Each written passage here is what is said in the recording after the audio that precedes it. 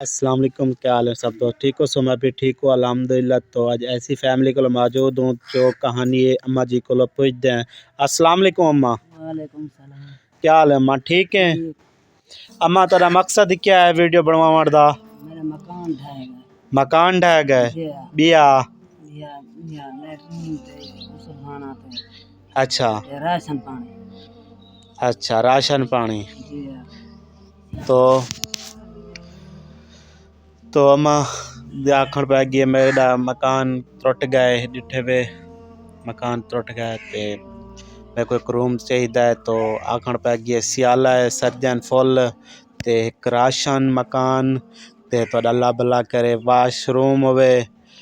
तो अम्मा तुआरा बिया कराने वाला कोई कह नहीं? कोई कहे नहीं।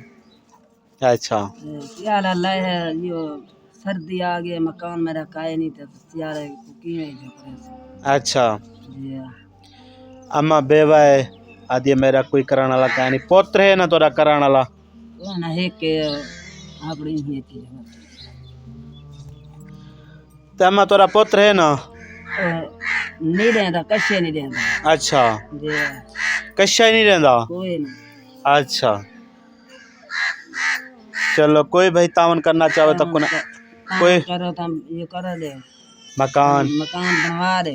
अच्छा राशन ले तो लैट्रिन तो चलो चलो अम्मा कोई मसला का नहीं। कोई भाई तावन करना चाहो तो कनेक्ट नंबर देता खड़े रब्ता कारगिल से। तो मिलता है नेक्स्ट वीडियो के साथ, तब तक अपना ख्याल। ओके अल्लाह हाफिज़।